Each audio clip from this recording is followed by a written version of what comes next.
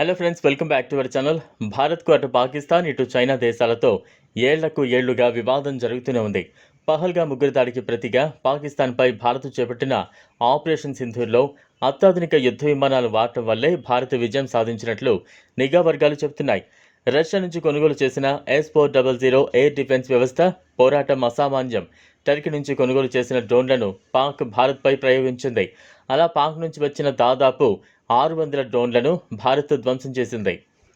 అంతేకాక ఆపరేషన్ సింధూర్లో పాక్ ప్రయోగించిన చైనా క్షిపణులను కూడా భారత క్షిపణులు ధ్వంసం చేశాయి. ఈ క్రమంలో అటు చైనా, ఇటు పాకిస్తాన్ మరో కయ్యానికి కాలు దువ్వే పరిస్థితి లేకపోలేదు. దీంతో భారత్ ముందున్న లక్ష్యం అత్యాధునిక 5th జనరేషన్ యుద్ధ విమానాలను కొనుగోలు చేయడమే. వీటిని భారత్కు అమ్మేందుకు అమెరికా, రష్యా పోటీ పడుతున్నాయి. అమెరికా F-35 లేదా రష్యా Su-57 యుద్ధ విమానాలను భారత్ కొనుగోలు చేసే అవకాశం ఉంది. ఆపరేషన్ సింధూర్తో వాయుసేన ప్రాముఖ్యత ఏంటో భారత్కు అర్థమైంది. ప్రస్తుతం భారత్ వద్ద ఉన్న రఫేల్ యుద్ధ విమానాలు 4.5 జనరేషన్కు చెందినవి.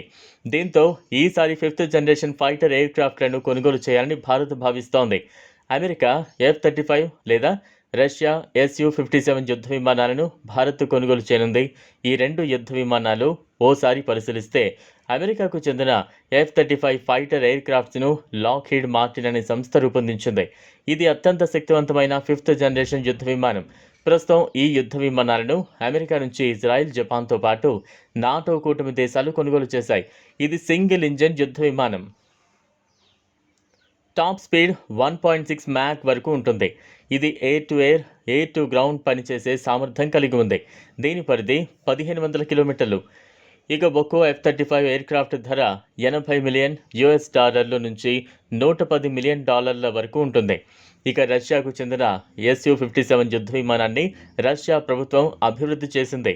ఇది కూడా 5th జనరేషన్ యుద్ధ విమానం. ఈ విమానాలను మేక్ ఇన్ ఇండియా కార్యక్రమంలో భాగంగా భారత్కు ఇచ్చేందుకు రష్యా సిద్ధంగా ఉంది. ఇది 2 ఇంజన్లు కలిగిన యుద్ధ విమానం. టాప్ స్పీడ్ మ్యాక్ 2 వరకు ఉంటుంది. ఇది air to air, air to ground పనిచేసే సామర్థ్యం కలిగి ఉంది. దీని పరిధి 1900 కిలోమీటర్లు. దీని ధర ఒక్కొక్కటి $35 మిలియన్ నుంచి $40 మిలియన్ వరకు ఉంటుంది. భారత్ ముందు ఇప్పుడు 2 శక్తివంతమైన ఎంపికలు ఉన్నాయి. అమెరికా నుంచి F-35లు లేదా రష్యా నుంచి Su-57. కానీ ఈ ఎంపికలు కేవలం సాంకేతిక పరమైనవే కాక రాజనీతికి, భవిష్యత్ వ్యూహాత్మక సంబంధాలపైన ప్రభావం చూపుతాయి. అమెరికా నుంచి F-35లు తీసుకుంటే భారత్కు నాటో దేశాల సపోర్ట్ పెరుగుతుంది. అయితే అమెరికా సాధారణంగా తమ టెక్నాలజీపై కఠిన నియంత్రణలు వేస్తుంది. మరోవైపు రష్యా నుంచి Su-57లు తీసుకుంటే technology transfer, make in India వంటి అవకాశాలు ఉన్నాయి. ఇది భారత్కు స్వదేశీ ఉత్పత్తి సామర్థ్యం పెంచే అవకాశాన్ని కల్పిస్తుంది. పైగా ఖర్చు విషయానికి వస్తే Su-57లు తక్కువ ధరకే లభ్యమవుతున్నాయి. ఈ నేపథ్యంలో ఫైనల్ నిర్ణయం భారత్ వ్యూహాత్మక లక్ష్యాలు, డిఫెన్స్ స్వావలంబన, భవిష్యత్ సాయుధ పోరాట అవసరాలను బట్టి ఉండనుంది. ఈ వీడియో మీకు నచ్చినట్లయితే లైక్ చేయండి, షేర్ చేయండి, ఛానల్ను సబ్స్క్రైబ్ చేసుకోండి. Thanks for watching.